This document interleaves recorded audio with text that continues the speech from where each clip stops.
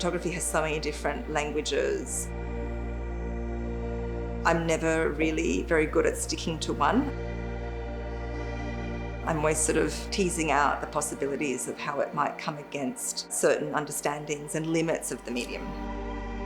My name's Izabela Pluta, and I've been commissioned by the Newcastle Art Gallery to make a work for their hoarding. I've been an artist for about 20 or so years. I came to photography during my undergraduate degree here at the University of Newcastle and kind of fell in love with it. I guess what inspires me is a constant sort of looking for something. It's a way of understanding the world, of where I am placed within it. I migrated here from Poland when I was a child, and a lot of my work, even though perhaps doesn't on surface level seem like it's autobiographical by any means, I think at the very guts of its sort of intention or inquiry is this looking for something of sort of an affinity or an association to place.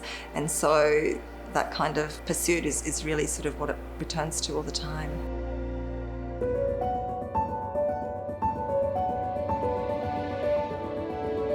So for the commission, I've made, in effect, a collage. It's almost like a diorama where it uses multiple images that come from photographing from within the building.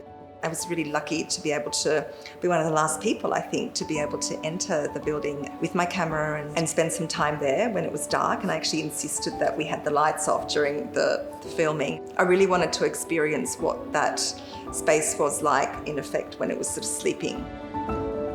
This particular project has involved making still photographs in the gallery space, and I was sort of filming the light as it was sort of bleeding, filling the space. At the same time, I was making Laman photographs, and I was making these sort of works that were using photographic paper in a kind of unconventional way to record a kind of trace of the lighting condition on that very day, and that's kind of a unique moment.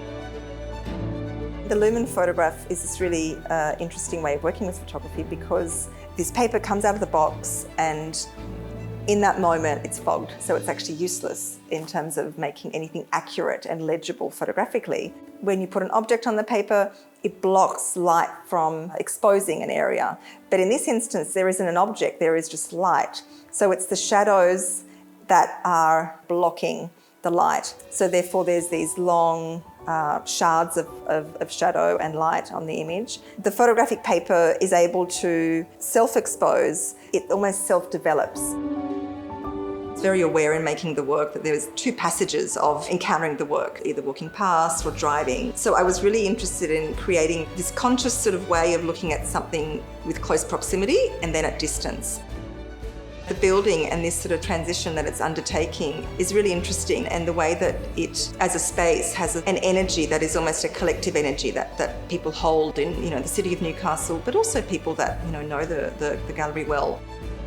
Often when places are renovated, refurbished, something happens inside that space and we aren't privy to that. So I wanted almost space from the inside to be alive to us on the outside, to kind of remind us that there's this kind of beautiful potential in there, that there's a sort of, a nod obviously to the architecture, but there's also this kind of anticipation of what's about to happen when it reopens.